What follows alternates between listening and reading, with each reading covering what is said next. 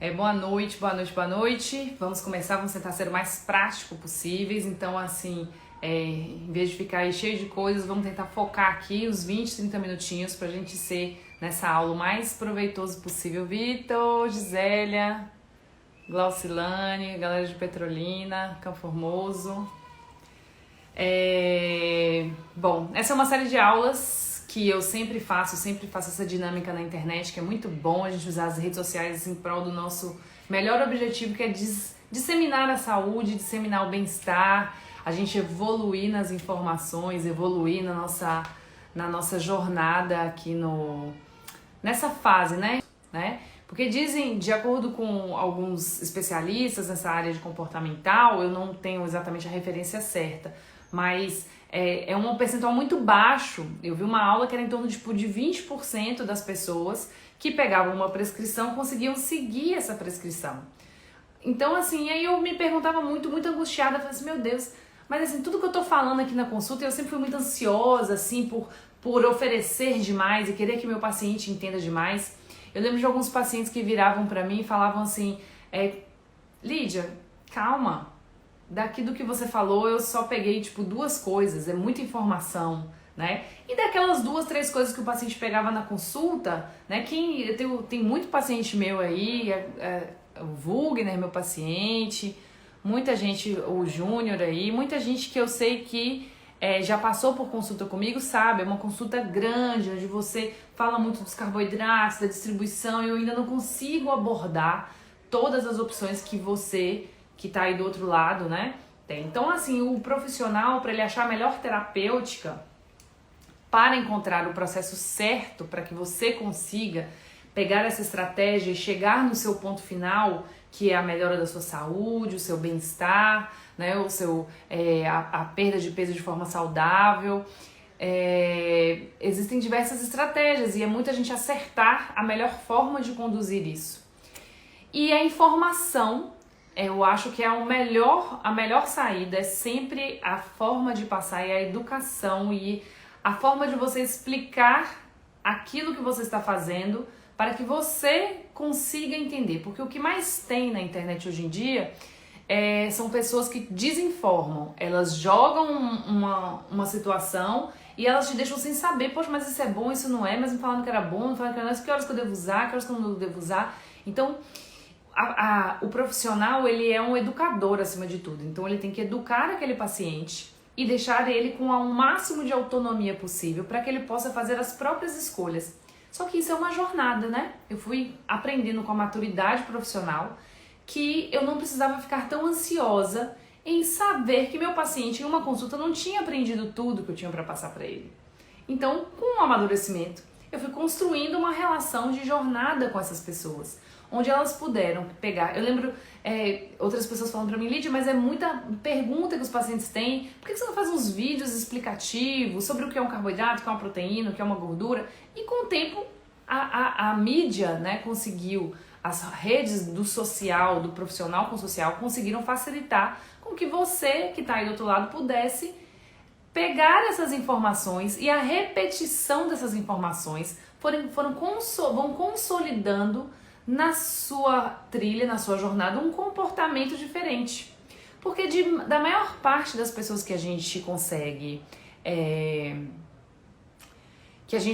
atender, 1% delas conseguem pegar aquela informação e executar. As outras precisam de uma repetição. Você precisa ir inserindo isso, né, no seu mental como uma coisa gradativa. Isso é natural na nossa jornada do aprendizado, né? Isso é muito natural. Existem diversos gatilhos mentais, ambientais, psicológicos que influenciam no nosso comportamento. E os gatilhos fisiológicos, anatômicos, bioquímicos, que é o que me condiz como profissional. Eu sou uma profissional que trabalha tanto com o comportamento de você com o seu alimento, mas a minha via é muito mais a via química do nutriente chegando na sua célula, e esse nutriente chegando na sua célula vai gerar também condições base para que sua mente se expanda, para você perceber onde estão seus pontos fracos, seus pontos fortes, quais são as condições mentais que você tem para poder executar os seus projetos, executar a sua atividade física da forma como você gostaria. Porque não existe psicológico que sustente uma pessoa que está muito anêmica, uma pessoa que está com a vitamina D muito baixa, uma pessoa que está muito inflamada, está com o intestino muito ruim. Então, essas bases fisiológicas que me competem, elas vão te trazer condições para você ir construindo a sua jornada e o autoconhecimento de como eu funciono melhor, o que é que me deixa muito cansado.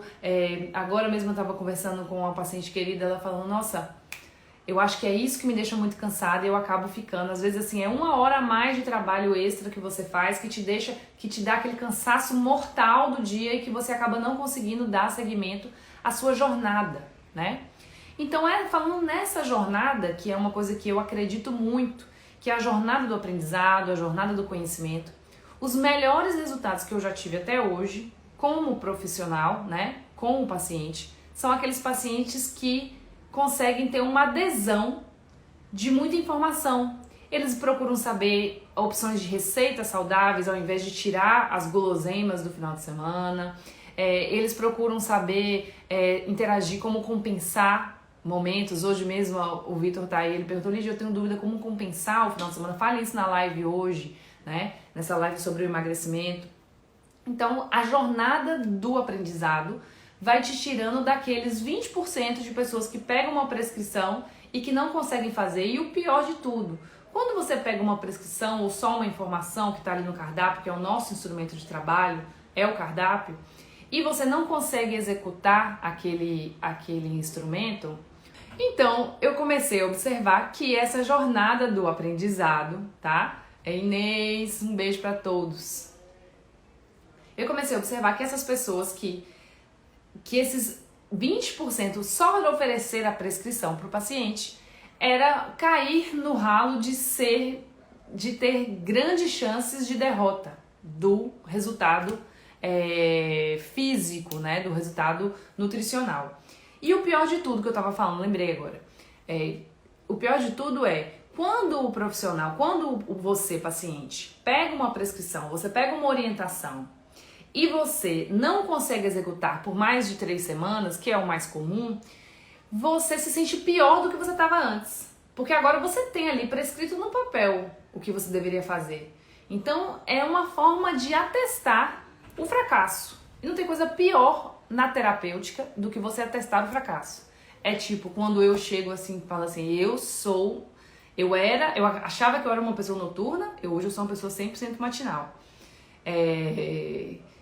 Inclusive, essas lives eu faço de noite porque é o horário que todo mundo está aqui. Mas se deixasse por mim, eu fazia a live 6 horas da manhã, viu, gente? Então, atestar o fracasso é quando você faz assim, eu, Lídia, me conheço, eu sei que eu sou uma pessoa 100% matinal. E quando eu sento aqui na frente do computador para trabalhar, tenho 1000 coisas para fazer, para resolver, tenho os pacientes no aplicativo para responder. Então, se eu deixo a atividade física para de noite, é o meu carimbo do fracasso. Porque eu sei que eu não vou, a chance de eu ir é muito pequena, entendeu? Então é como se eu já estivesse dizendo assim pra mim, assim, não, ó, você vai fracassar, mas se ilude aqui um pouquinho, porque, né, se iludir é bom, sempre se iludir é bom um pouquinho. Então esse entendimento do que funciona melhor pra você, do que, assim, de saber o que é importante fazer e você não conseguir fazer, traz para o paciente uma sensação ainda muito pior do que quando ele chegou no consultório. Então eu comecei a apostar cada vez mais. Eu como profissional, eu nunca consegui ser uma profissional que sentava na frente do paciente. Até quando eu trabalhei em épocas de equipes hospitalares, logo no início da minha carreira, onde eu pegava e não ensinava para o paciente. Eu tinha uma sensação de que estava faltando alguma coisa, eu sentia uma ansiedade. Então, eu comecei a observar outros profissionais. Eu lembro que eu fazia fisioterapia na época e a fisioterapeuta me explicava muitas coisas sobre a minha postura, sobre a respiração. E eu percebia que ela não tinha uma ansiedade de passar toda a informação. Eu fui construindo com ela o meu equilíbrio da postura, das costas. Inclusive, eu tô até precisando melhorar. E você hoje aí, com certeza, você rolando o dedo aí na sua tela, você já parou pra ver alguma coisa de que o shot era importante, o suco verde era importante, o chá é importante pra emagrecer. Ah, fulano emagreceu com low carb, fulano emagreceu com jejum. Só que isso fica tudo muito misturado na sua cabeça. As pessoas ficam perdidas com esse tanto de informação, né?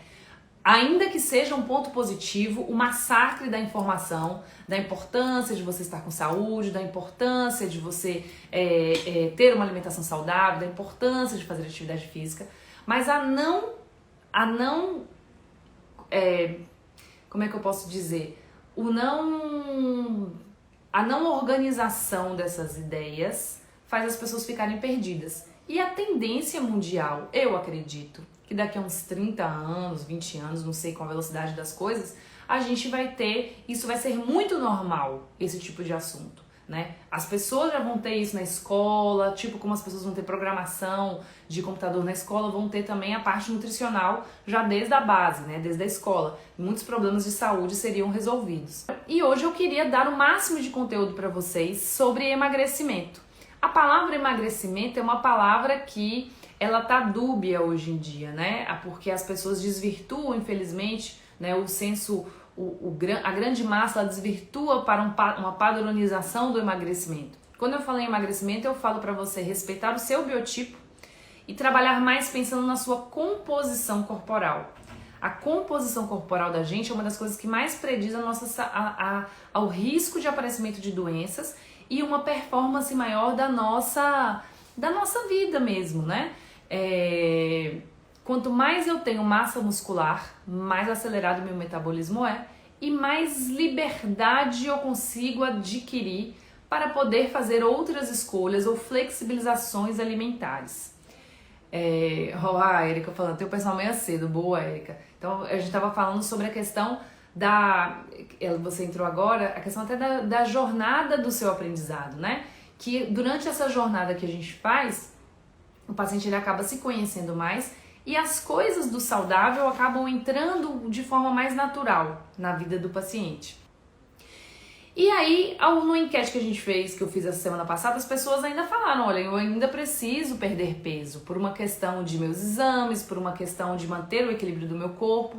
E claramente que o emagrecimento é respeitando o seu biotipo, não entrando no extremo, né, do conceito do biotipo padronizado, que é uma coisa que é completamente fora da saúde. Você padronizar estilos de pessoas muito magras, anorexas, né? Então cada um respeitando o seu biotipo, que pode ser mais largo, mais mesomorfo, onde você é mais enlarguecido, mais quadrado, então você tem mais massa muscular, ou uma pessoa mais longilínea, uma pessoa que tem o perfil de ganhar muito músculo com facilidade. Então, pensando na composição do corpo, que eu trago para vocês essas informações aqui que eu trouxe numa sequência, para que a gente possa dar um start para aquelas pessoas que ainda precisam perder peso, porque muito se fala daqui nas redes sociais sobre saúde, bem-estar, sobre escolhas alimentares inteligentes, é uma coisa que eu falo muito. Mas a gente ainda precisa tomar ações efetivas e cognitivas terapêuticas. A terapêutica nutricional, ela é muito parecida com uma fisioterapia. Você vai pegar aquele paciente por um tempo, vai pegar aquele membro que está desabilitado e vai tentar reabilitar ele. Não, e depois você consegue manter a sua saúde com os hábitos saudáveis. Aí muita gente falando, Vitor, que perdeu aí, né, Vitor? Já vai quase 70 quilos. A Elisângela estava assim há um mês atrás, acordando, torcendo pro dia acabar, mas tudo mudou, eu quero viver, exatamente. Quanto mais a gente... É isso que eu estava falando. Existem as questões psicológicas do seu comportamento, da sua questão com o desenvolvimento como pessoa, no ambiente social que você foi criado, a sua relação com a comida, isso é uma coisa psicológica.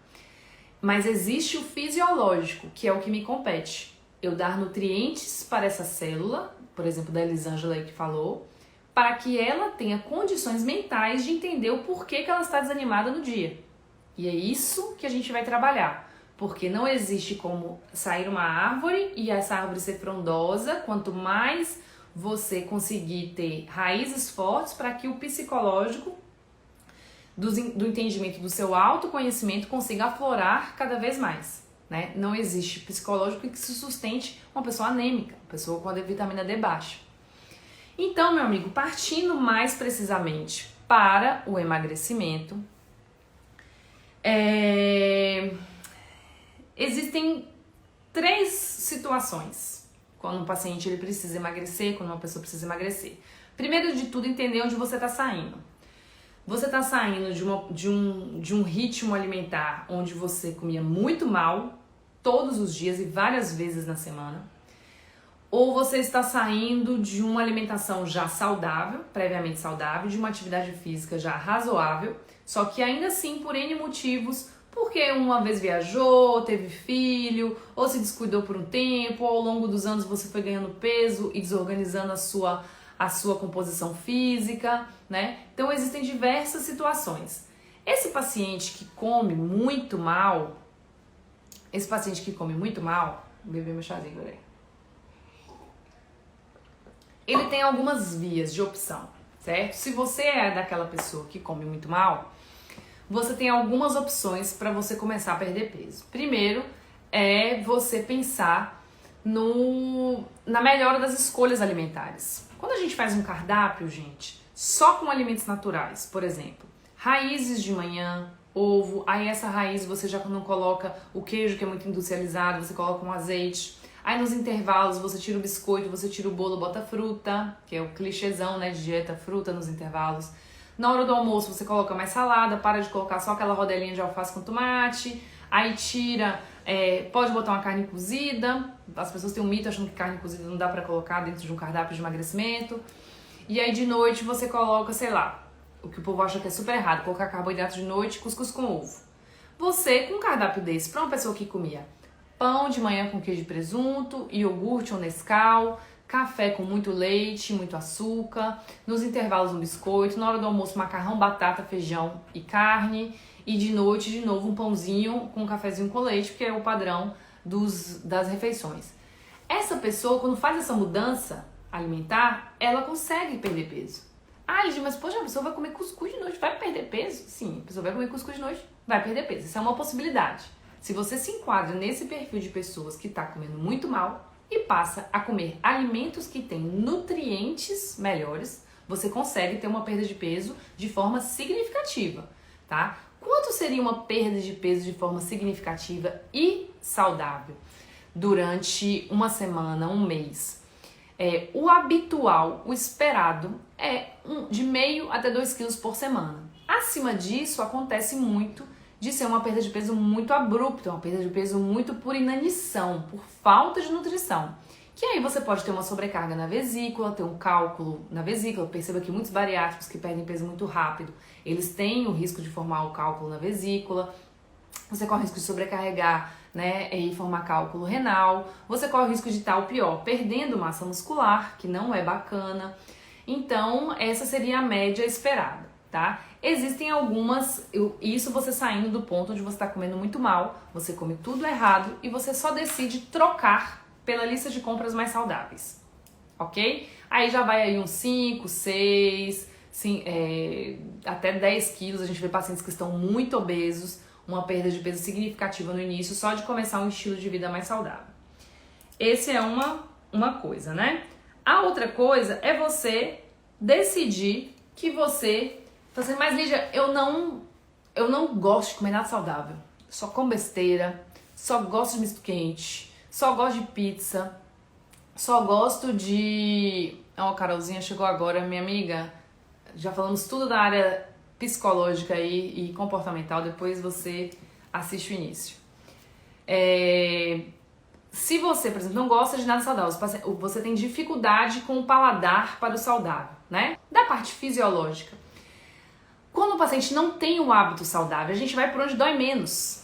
Fala assim, não, alguma coisa o paciente se salva. Porque a gente acredita que se você está procurando um profissional para que você mude, ou você está procurando um grupo de emagrecimento, ou você está procurando um programa de emagrecimento, você está querendo fazer alguma mudança. Então vá por onde dói menos e crie alguma estratégia. Tem pacientes que a gente nunca diz tirar, a gente sempre diz trocar. Se ele gosta muito de doce, a gente troca por um doce mais saudável, por exemplo, um chocolate amargo, com granola, mel, banana, que tem a composição mais saudável. Lídia, eu não gosto de salada nenhuma, às vezes você não gosta da textura, você consegue comer um cozido de verduras, por exemplo. Eu sou viciado no caldo quinó, viciado em sal, então você troca o sal você troca o sal normal por um sal rosa misturado com ervas, ou você faz uma batida de temperos bem apimentada com alho, cebola, tempero verde, faz um mix de temperos para toda vez que você for cozinhar, você tempera bem e tira um pouquinho do caldo quinó, tira um pouquinho não, tira total, tá? O caldo quinó, o sazon, essas coisas.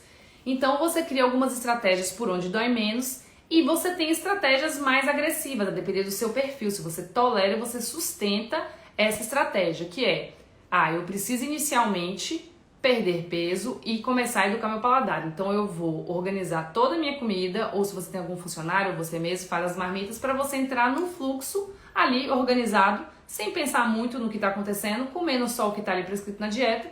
E naturalmente, o paladar é uma coisa impressionante. Ele começa a tolerar mais, os sabores. Então, se você é aquela pessoa que está precisando emagrecer, mas que até hoje nunca conseguiu aderir a uma lista de compras saudáveis, cria uma estratégia, às vezes até mais agressiva, né? Lídia, já botei alimentos saudáveis em casa, mas eu não consigo fazer, eu não gosto. Cria uma estratégia mais agressiva. Contrate uma marmita, faça as marmitas, né? Desfoque da comida e crie o padrão de marmitas saudáveis ali para você sentar aí nesse início, pelo menos um mês, algumas semanas, você entrar dentro do fluxo, né, que vai te dar aquele empurrão inicial, né? Uma vez eu ouvi de um colega, ele falando assim, poxa, às vezes no início, qualquer coisa que vai dar uma empurrada na pessoa já tá valendo, né? Qualquer coisa que vai fazer ela sair dessa zona da inércia, tá valendo. E depois o paciente começa a ter uma melhora do paladar, ele começa a aceitar, começa a ficar mais normal, aquele bloqueio inicial, tipo, não como salada, não como nada.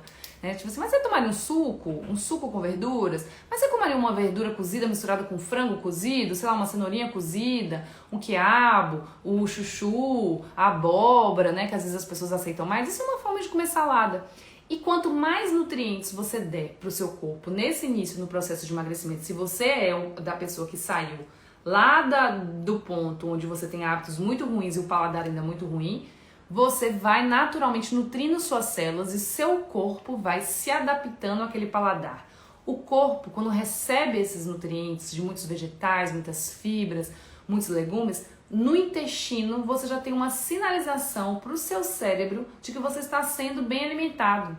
É como se fosse quando a gente come muito açúcar, concentrados de xaropes, essas coisas, o fígado, ele recebe aquela quantidade de açúcares e ele manda um sinal para o cérebro de que está tendo muito trabalho, que ele precisa se alimentar mais, porque está tendo muito desgaste ali. E quando você come mais alimentos, verduras, saladas, frutas, que as pessoas têm um mito que acham que a fruta não emagrece, você manda um sinal regulatório para o fígado e manda um sinal regulatório para o cérebro. E o cérebro ele libera o peptídeo YY, leptina, grelina, ele vai regulando diversos componentes que fazem você ter uma relação mais tranquila com a comida. O movimento compulsivo ele diminui. Isso é do próprio corpo regulando, entendeu? Então, assim, esse é a primeira estratégia. Saiu, muda a lista de compras, não tenho condição só de mudar a lista de compras, eu vou criar uma estratégia de comer o que tem que comer ali na marmita e com o tempo, o fluxo de você estar sempre fazendo a jornada do aprendizado ali, do que tem que fazer, de como é importante, vou fazer o desafio aqui de botar um suco verde, vou botar isso, a fruta e tal, naturalmente seu corpo vai sentindo que isso é algo normal e você consegue ter esse ajuste. A Mirella falando, fala um pouco mais do jejum. Vou falar, calma. Estamos começando, Mirella. A segunda possibilidade é quando você começa a melhorar o seu padrão alimentar. Ok, perdi peso, meu peso não perde mais, ainda preciso perder peso e já tenho uma alimentação saudável. Aí você começa a precisar das estratégias nutricionais. Quais são as estratégias nutricionais? São o jejum intermitente, uma dieta low carb, um controle calórico também dos alimentos, mas nutri-caloria, não se fala muito da qualidade dos alimentos, sim. A qualidade dos alimentos ela é soberana a longo prazo, mas em certos momentos, pontualmente, a gente precisa usar estratégias nutricionais que nos façam sair daquela zona de conforto. Então, começando aqui pelo controle calórico, tá? O controle calórico é algo que, principalmente nessa pandemia, a gente teve que usar muito, porque antes se fazia muito controle das proteínas, dos carboidratos, mas as pessoas agora pararam de dirigir, como dirigiam antes, pararam de gastar a quantidade calórica estimada para aquele peso e para aquela necessidade daquele corpo. Então, o que seria um controle calórico? A taxa metabólica basal, a quantidade calórica de um adulto médio, tá? Eu estou falando para adultos aqui. De um adulto médio gira em torno de 1.300, 1.100 a 1.400 calorias, normalmente a taxa metabólica básica que você gasta para ficar deitada na cama sem fazer nada. É o estimado. Tem várias formas de calcular, mas é uma média, tá? Vamos criar aqui uma média. Tem pacientes que é 1.000 calorias, varia nessa faixa, certo? A função da proteína, primordialmente, é a construção, é o tijolo do nosso corpo. A do carboidrato é a gasolina do nosso carro. E das gorduras, as gorduras são o óleo diesel, é o que é o anti-inflamatório do nosso corpo. São importantes para diversas coisas, para a membrana da pele, para a produção de hormônios, para diversas coisas. Então, pensando nas calorias, você manter um cardápio ali de 1.100 calorias, 1.200, giraria em torno de ter 5 alimentos daqueles 3 grupos ali no dia todo, né? Então vamos pensar aqui, ó, eu fiz até um cálculo hoje mais cedo para poder ter, né, trazer para vocês. Um cardápio com 1.100 calorias, você comer 2 ovos de manhã, com café preto puro, sem adoçante, sem açúcar, com a pontinha de faca de manteiga, ou um ovo com meio cuscuz peitinho, uma fruta baixa em caloria nos intervalos, tipo kiwi, tipo melão, tipo melancia. Não, a melancia gigantesca, tá, gente? É uma melancia média. Melancia, uma fatia de melancia. Você ter uma fruta de baixa em caloria nos intervalos, mais um pedaço de abacate com um pouquinho de aveia, de lanche, tipo uma fruta de manhã, uma porção de 2 colheres de abacate no lanche da tarde, mais outra fruta, ou seja, o abacate mais a fruta com aveia, com uma canelinha, um cacau. Na hora do almoço, uns 100 gramas de brócolis, com uns 100 gramas de frango e mais 5 porções. Já foi 1, 2, 3... uma concha de feijão também entraria aqui nesse cálculo. E de noite, de novo, meio cuscuz com um ovo. Ou seja, um cardápio totalmente tolerável, né? Totalmente factível para que as pessoas façam, né? E é um cardápio baixo em calorias. Porque, a depender do paciente, estou falando de pacientes que precisam perder peso e estão estagnados nessa questão da sua saúde. O controle calórico em certo momento da fase da vida que você esteja é interessante. E você pensar, tipo, se um cardápio com 1.100 calorias, onde você faça uma carne, obviamente, um frango, eu lembro que eu botei para calcular o cardápio para trazer esse exemplo para vocês, a sobrecoxa. 2 pedaços de sobrecoxa sem osso, né, sem pele, claramente, porque a pele aumenta muito a caloria do cardápio. Então, assim, retomando, ó, seria tipo 2 ovos de manhã ou um ovo e meio cuscuz, aí você bate umas 150 calorias. Fruta no intervalo da manhã, fruta no intervalo da tarde. Se for uma fruta baixa em caloria, tipo kiwi, ameixa, morangos, não dá para incluir o abacate, um pedaço de abacate com aveia e canela. Na hora do almoço, uma conchinha de feijão de 120 gramas, mais um bife, esses 2 bifes de sobrecoxa com 100 gramas de brócolis. E de noite, não, eu lembro que eu botei também 100 gramas de cenoura, mais um omelete de 2 ovos, ou cenoura com um ovo e uma porção de 60 gramas, uma rodela de aipim ou cuscuz, né? Então, assim, as pessoas têm até o mito de achar assim, meu Deus, é muito difícil fazer uma dieta, é muito difícil fazer uma alimentação para o emagrecimento. Você veja que um cardápio desse é um cardápio normal, um adulto médio, um adulto de médio porte, de 1,65 a 1,70, que não tenha muita massa muscular, que não seja atleta, que esteja na fase necessitada de emagrecimento. É completamente diferente do metabolismo de uma pessoa alta, que tem muito músculo, que faz muito exercício, tá? Não levem para a categorização de tudo. Então, esse cardápio de 1.100 calorias, que lá no grupo do Telegram, daquelas listas seriam de 5 a 6 porções ali naquela lista, sendo que os vegetais a gente costuma colocar em quantidade livre, porque assim, para pensar, 100 gramas de cenoura tem o quê? 26 calorias, 30 calorias, né? Um prato de agrião, de rúcula, tem 10 calorias, 15 calorias no máximo, sendo que os vegetais têm função emagrecedora, têm função saudável para o seu corpo. Então, é muito fácil você colocar um cardápio baixo em calorias e se manter e ir perdendo peso de forma gradual e de forma saudável, tá? Então, isso é o controle calórico.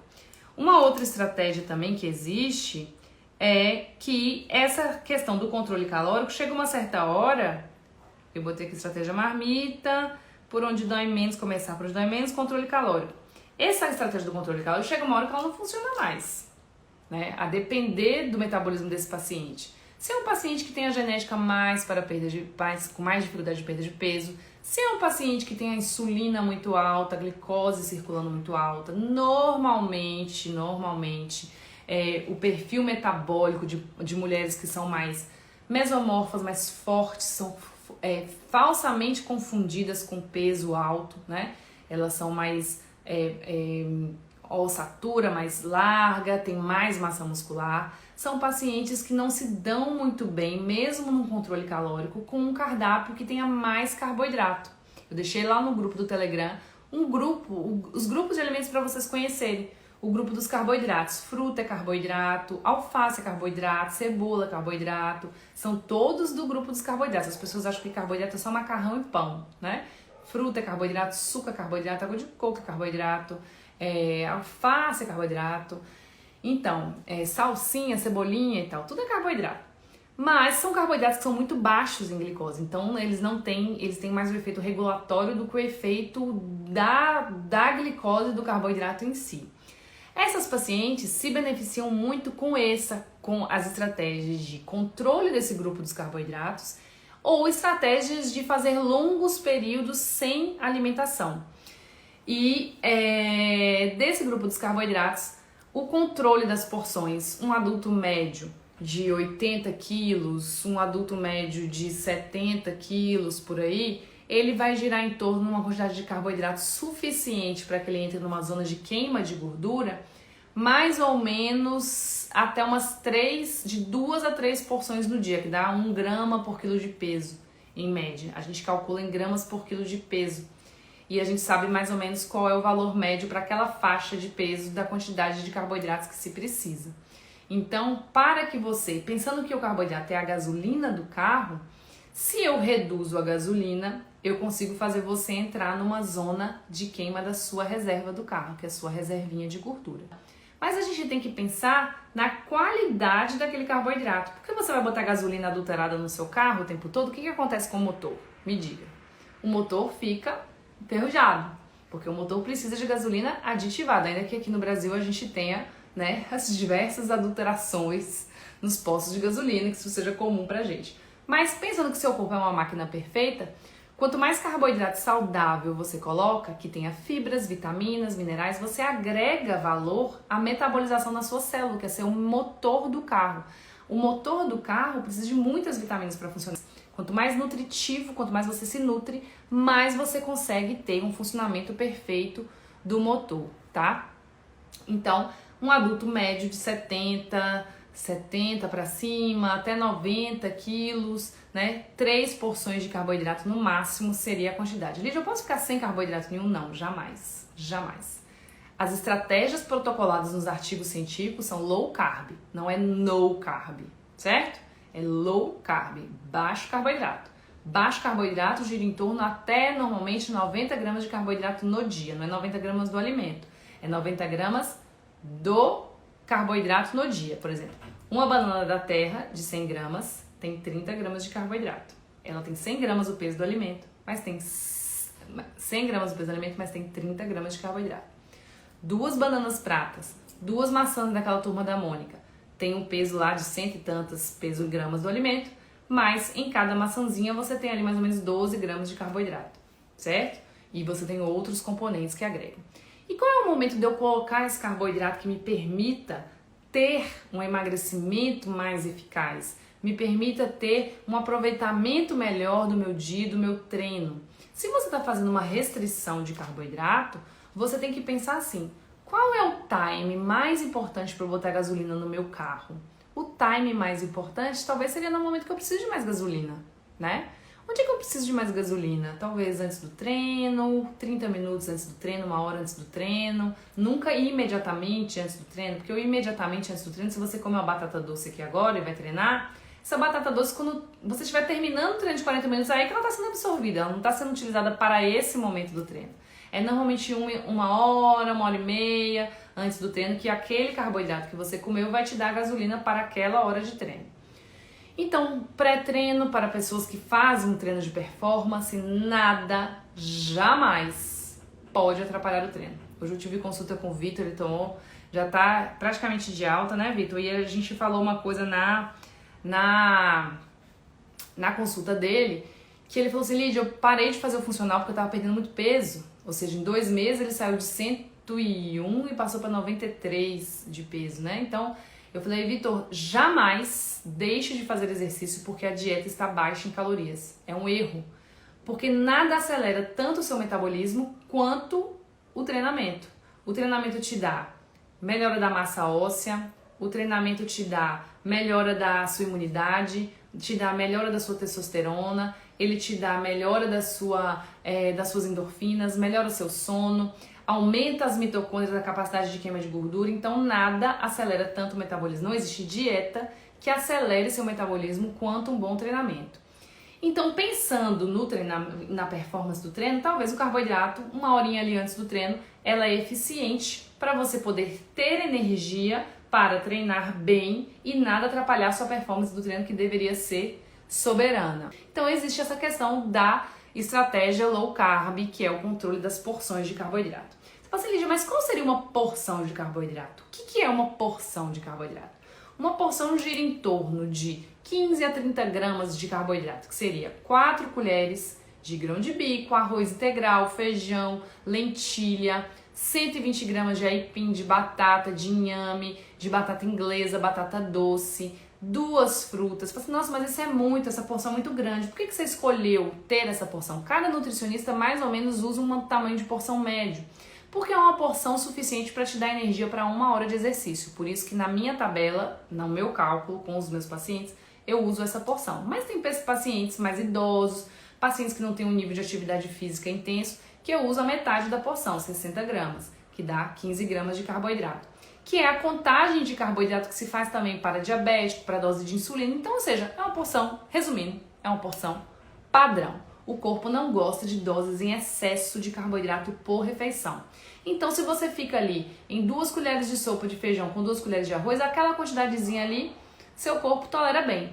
Mas tem gente que bota uma concha de feijão, uma concha de arroz, um pedaço de batata, um pegador de macarrão. É muita gasolina para uma refeição só.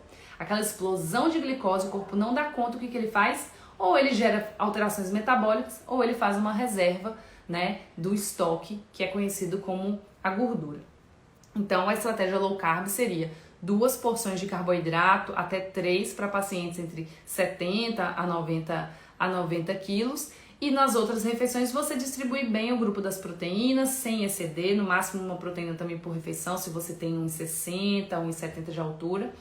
E uma porção de gorduras anti-inflamatórias. As gorduras são anti-inflamatórias, saudáveis são castanha, abacate. Mas essa porção de gorduras anti-inflamatórias, se você botar 3 porções que tem ali no grupo no dia, você bate quase 700 calorias. Só de comer ali uma porção maior de gorduras no dia. Tem problema comer muitas gorduras no dia, das gorduras mediterrâneas, da dieta mediterrânea, que são as castanhas, que é o abacate, que é o azeite? Não, a não ser que você precise fazer um controle calórico. Por quê? Pensando numa dieta low carb, a dieta low carb, você controlando a gasolina, que é o carboidrato. Gente, eu falo muito rápido, tá? Eu esqueci de falar isso no início da aula. Então, pensando em você fazer um low carb, se você aumenta a caloria das gorduras e da proteína e você controla a gasolina, naturalmente seu corpo perde medidas, mas principalmente medidas localizadas, digamos assim, né? De uma forma, a gente não consegue ser específico, principalmente no culote e tal, mas no tronco de uma forma geral, que são as gorduras mais fáceis de mobilizar, o controle desse carboidrato, esse low carb, ter 2, 3 porções no dia no máximo, elas seriam mais efetivas para essa perda no tronco. E se você subir muito a proteína, comer muita castanha, comer muito ovo, comer muito frango, comer muita carne gordurosa, essa caloria desses outros 2 grupos, ela vai segurar seu peso. Então você não perde tanto peso na balança, mas você continua perdendo medidas de gordura. 1 quilo de gordura tem esse tamanho, 1 quilo de músculo tem esse. Então, naturalmente, você pode 1 quilo, é o mesmo quilo, o seu peso na balança não vai alterar, mas você vai perceber nitidamente uma medida do seu corpo sendo perdida, né? Você vai ficar mais fino, vai ficar com um aspecto mais saudável. E isso também se encaixa, essa dieta low carb, ela se encaixa também muito bem no jejum. O jejum intermitente nada mais é do que você fazer alguns intervalos, certo? De consumo de refeições, e nesses intervalos você dá um descanso para sua célula. Mas vale muito a pena você pensar em quebrar o jejum depois daquelas horas com uma refeição muito rica em nutrientes, porque suas células digestivas, seu aparelho digestivo está mais apto a absorver depois de muitas horas sem ter comida, né? Então, quanto mais saudável é melhor, tá?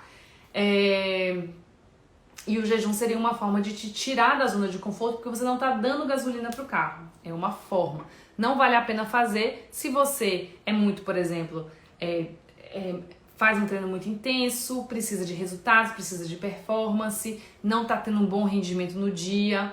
O jejum é bom também para o ciclo biológico da gente, né? O cortisol, ele fica mais alto de manhã, que é o hormônio do estresse, que faz você se despertar, faz você se agilizar e sair. Quando você bota um carboidrato naquele horário, o cortisol cai, então algumas pessoas se sentem mais lentas de manhã, e elas percebem uma melhora da performance física delas quando elas preferem não ter o carboidrato pela manhã. Então, não tendo carboidrato pela manhã, você ter 2 porções de carboidrato no dia, você pode botar um cuscuz à noite, você pode botar uma batata doce à noite, você pode botar um arroz integral à noite, né? Lembrando que quanto mais lenta a digestão dessa gasolina, os carboidratos de lenta digestão, você entra na zona de queima de gordura muito mais facilmente, certo? E pra gente finalizar, chega a estratégia de, depois do controle das estratégias, da perda de medidas, né, do controle de carboidrato, eu falei do controle do uso das porções de carboidrato em horários estratégicos, que é pré-treino, que é também no horário que a sua serotonina cai, que é no final do dia, já era pra gente estar indo, todo mundo aqui agora vai desligar a live, vai botar a luzinha amarela, banhozinho quente pra ir dormir, chazinho que já não tá mais quente, chazinho frio. Você aprende a permanecer magro, que é o que o Vitor tava brincando aí, falando que não queria alta. Mas, gente, chega uma certa hora que você fez todo um trabalho de fisioterapia, de terapia, né? Fisioterapia, uma hora você tem que largar o fisioterapeuta, o aparelho dentário, uma hora você tem que tirar. Então, o bom é quando a gente fala assim pro paciente, olha, você agora vai seguir com as próprias pernas, né? Vai seguir com as próprias pernas. A nutrição, são estratégias pontuais e efetivas. Por isso a minha angústia, hoje eu até brinquei com a Thaís aí, eu falei, Thaís, você vai enjoada de ficar fazendo tratamento alimentar, porque pensar no que você precisa comer dá trabalho. E o cérebro não quer ter trabalho. Hoje a gente já tomou milhões de trabalhos, nosso cérebro já cansou, esgotou o limite de trabalho do cérebro. Então, chegar agora na minha cozinha e abrir a geladeira e decidir o que eu vou comer é mais um trabalho e a gente perde a capacidade do trabalho. Ó, vocês estão resenhando aí, mas vocês estão prestando atenção no que eu tô falando também, né? Então seria isso, permanecer magro com saúde, aí você começa a conseguir flexibilizar. É trocar o carboidrato da tarde por a pipoca, por um açaí, por um bolo fitness, por um bolo que seja rico em açúcar, tipo um bolo de milho, aipim, que não é assim baixo em calorias, mas é uma porção de carboidrato. Que aí você começa, tipo assim, no final de semana fica mais livre, você pode comer de forma livre e você não sobe de peso mais, porque seu corpo tem condições metabólicas e nutricionais para aceitar um dia saudável e bem distribuído. Então, essas estratégias nutricionais são pontuais para a gente chegar naquela métrica, ter uma meta bem estabelecida. E no final você comer no final de semana e nunca mais sair nas férias e nunca mais você se preocupar com essa sobe e desce do efeito sanfona, que perpassa por arranjar uma estratégia boa no início, acelerar o seu metabolismo com a dieta, com as estratégias e com o treino e depois aprender as escolhas inteligentes de alimentos anti-inflamatórios. Muita coisa para falar, já vou dar 1 hora, eu queria fazer a live meia hora.